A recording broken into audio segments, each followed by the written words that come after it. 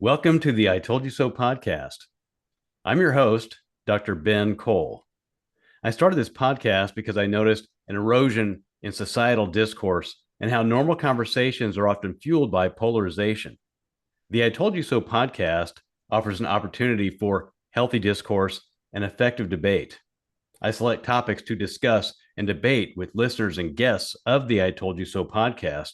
Listeners and guests predict what will happen in the future.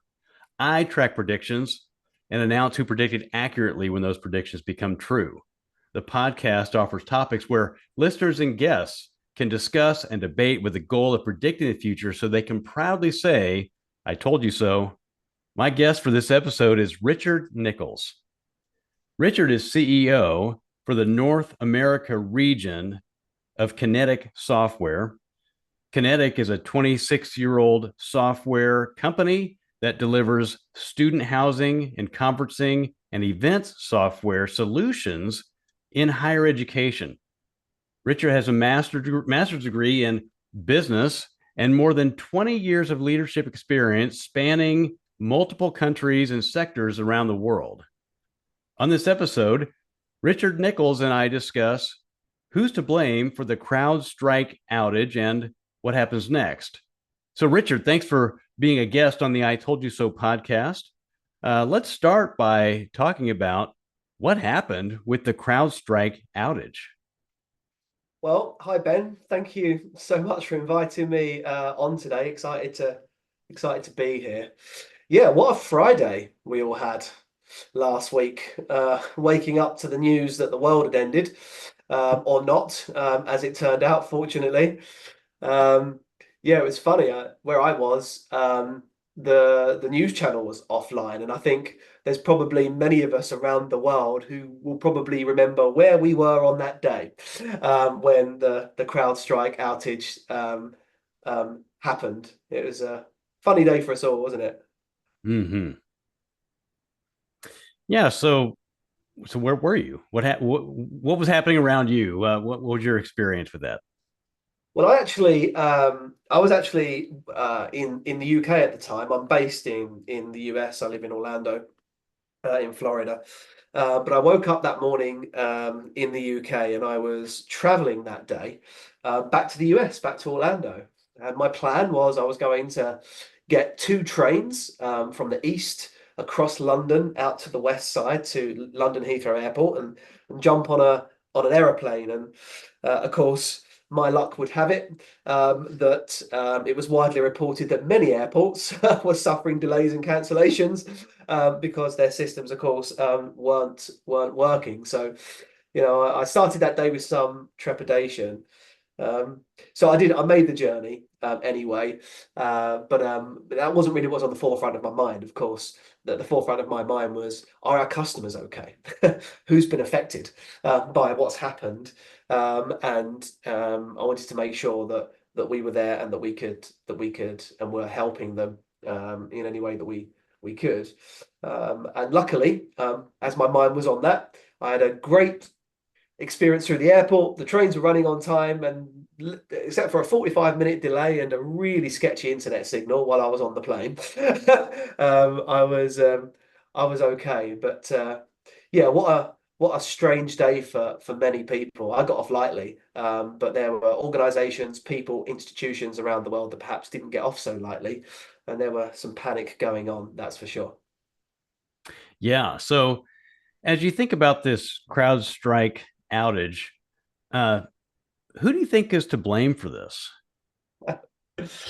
I'm sure there's many conversations in many a bar over the weekend and at the water coolers in the offices this week of someone got fired. Who should get fired? Yeah, that guy's never going to work again.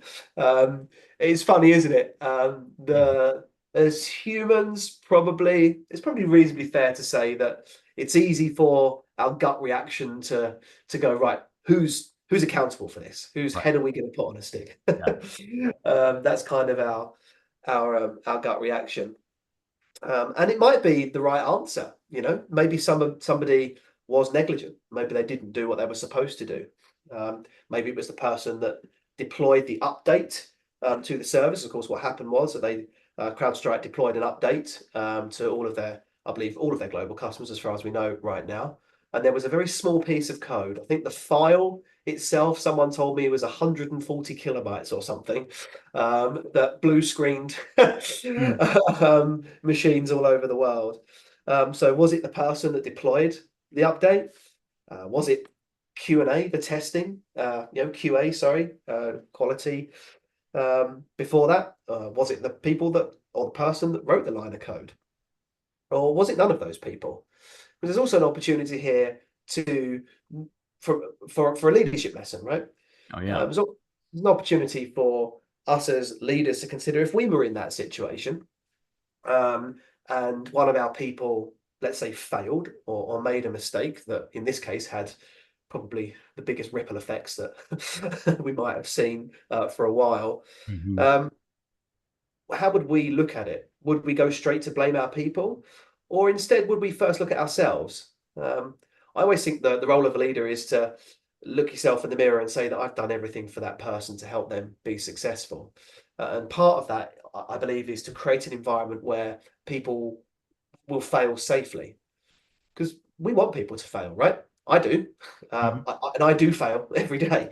I make mistakes all the time, and I hope that our team at Kinetic makes mistakes all the time, because through making mistakes and failure, we learn, and through those lessons, we grow, and therefore the business is better off for it. Our customers are better off for it, and we keep up, or will actually lead the way in our case, in what is a very fast-paced world. So if we accept that we want people to make mistakes and fail, how do we create an environment where people can fail safely? So perhaps something like happened on Friday doesn't get as far as the impact that it had all over the world. So with this, I always think of the analogy of a car. Do you drive a car, Ben? Yeah. What do you have? I have a Honda CRV. Nice. What's your favorite thing about your car? It goes faster than my e-bike. Oh, really? I thought the electric things are supposed to be rapid. Well, 20 miles an hour. It's not that fast, but it's fast enough for a bike. So, yeah. Nice. So I guess the longer distance journeys you do in your car, and perhaps Oh, just definitely. Yeah. go down to the shop or the store on your e-bike. That's Right. cool. I want to see your e-bike. Pretty fun. Um, what's really interesting, I think, in the mindset of how businesses build cars, Honda or Volvo or Buick or whoever it is they build a car 100% convinced that you're going to get into an accident. They don't think that person might fail.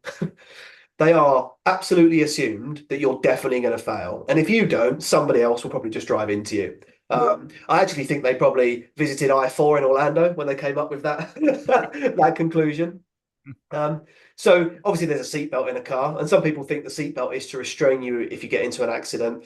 Actually, it's to keep you in place so that when the airbags deploy strategically, they do their job and they keep you safe rather than causing you harm. And the way that the car reacts if it is hit or it collides with something, all of these safety measures are in place based on the assumption that you are definitely going to get into an accident or a wreck in your car. And I think that analogy applies in business, right? Is our job as leaders to create an environment where people can fail safely. As I said before, we want people to fail so that we can learn and we can grow and we can get better. We want to empower people. And that means we're going to make mistakes sometimes. So is there a person to blame? Do we fire the guy that wrote the code or that tested the code or deployed the code? Or do we first look at ourselves and think, well, what have I done in order to create an environment where failure can happen, but it can happen safely so that we can learn and we can grow, but it doesn't impact, obviously, the world in the way that it did last Friday. Mm-hmm. So where do we go from here? What do we need to be thinking about for next steps in a process like this? Where do we go from here? Well, I guess it depends if we're taking your e-bike or we're going in the car. Yeah. That'll probably suggest how far we can go and how fast. So that's a really good question, because of course the CrowdStrike outage was really outside of the control of anyone outside of CrowdStrike. So can we make sure that doesn't happen again? I'm not sure. But can we be better prepared? Maybe. You know, I was really humbled. I said earlier that I was east of London with a voyage in front of me, concerned the trains or the planes might not be working that day or whatever. But my focus was, are our customers okay? And I was really humbled and bowled over by what a great job our teams did at Kinetic. At Kinetic, we have a cloud operations team, CLOPS, they're called. We have support. We have a whole R&D ecosystem of development, product management, all of whom are incredibly skilled and knowledgeable people when it comes to IT. And they very quickly identified what the fix needed to be. We did have a handful of customers that were affected who themselves um, used CrowdStrike, um, and it was amazing. They worked through the night, and before our campuses in the US showed up to work that morning, pretty much they didn't feel any effect. So I think in terms of what happens next, um, if institutions in higher education or businesses aren't doing so already, I think it's about just thinking about the questions that you're going to ask as you surround yourself with external technology partners. In the particular case of Kinetic, we provide mission critical software for student housing and conferencing and events. In August, conferencing and events in universities is probably at its peak. So they need their software to be working for them. In housing, they're about to have thousands of students descend on their university to move in. And, you know, the piece of software that runs all of that needs to be ready and working for them. And so I think particularly with that kind of, if you like, mission critical systems, it is important, I think, going forward for institutions in higher education and businesses to ask the right questions of the vendors that surround them.